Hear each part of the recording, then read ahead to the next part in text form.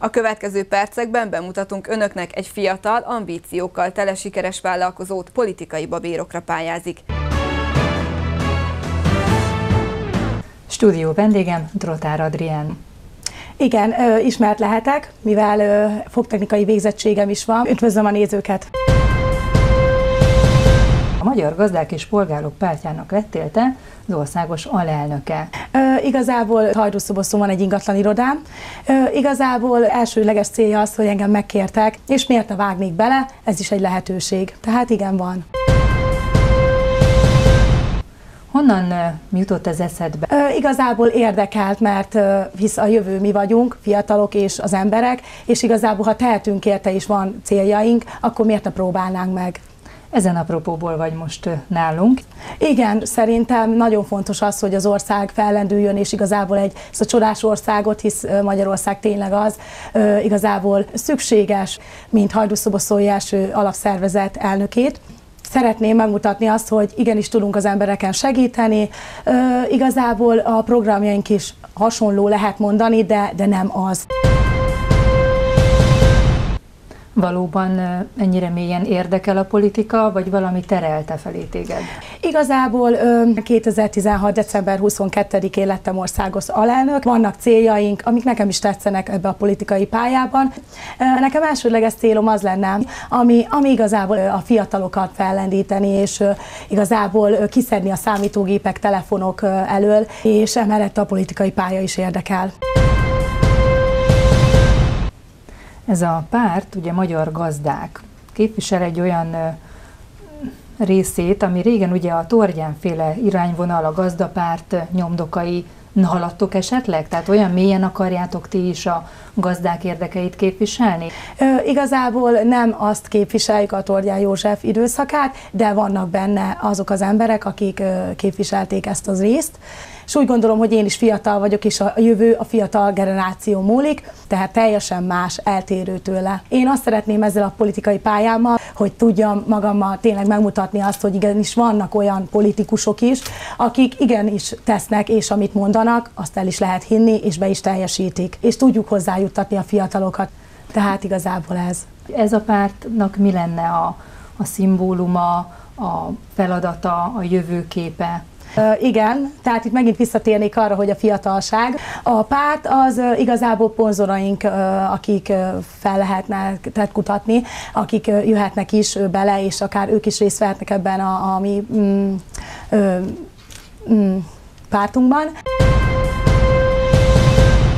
Mik a céljai a pártnak? Vannak céljai, meglátjuk, hát vannak.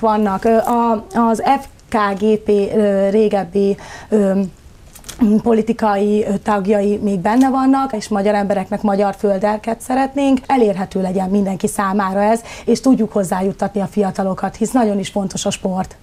Keresnek benneteket, a pártot, téged, fiatalok támogatásért, segítségért, tehát valóban érzékelitek, szükséges ez? Lehetséges.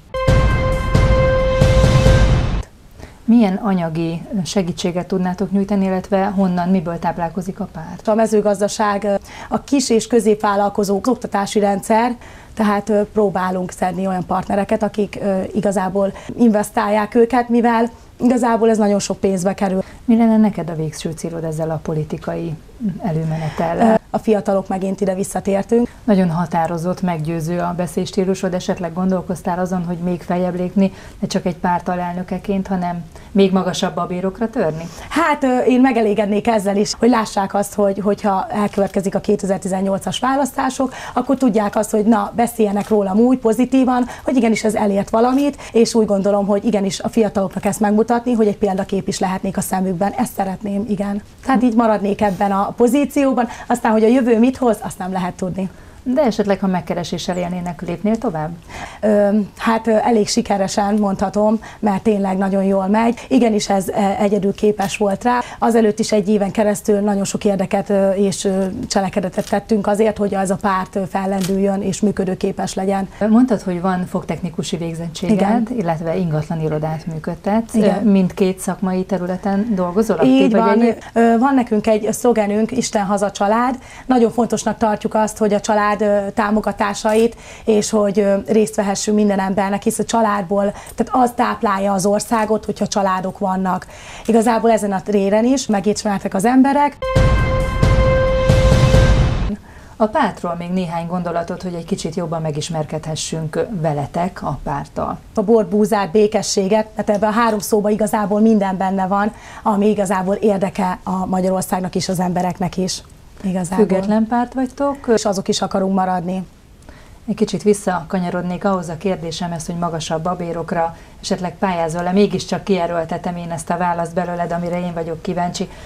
Szeretnék, hogyha van rá lehetőség is, lesz rá, hogy más pozícióba is kerüljek, vagy akár a parlamenti bekerülésünk is esetleg megtörténik. Esetleg jövőre ugye választások vannak, elképzelhető, hogy arra fele is indulsz? Így van, jövőre elkezdődik a kampányolás. Szeretnénk, hogyha az emberek engem is jobban megismernének, hisz plakátokon is kint leszek, akkor igenis persze nyitott vagyok ezekre a dolgokra bizonyítani. Aki látta most a beszélgetésünket, hol kereshet téged? Hogy hol találhatnak meg? Hát hol lehet téged? Engem az ingatlan irodámban meg lehet találni egyébként, és tehát azt, aki tudja, hogy ki vagyok és ismer, akkor engem meg lehet találni egyébként, akár ilyen oldalakon, ahol internetes oldalakon és honlapunk is van, úgyhogy meg lehet találni több helyen is. Köszönjük szépen, hogy vendégünk voltál, és hát sikeres munkát kívánunk, nyomon fogunk követni, szerintem beszélgetünk még legközelebb is. Köszönöm szépen, viszontlátásra!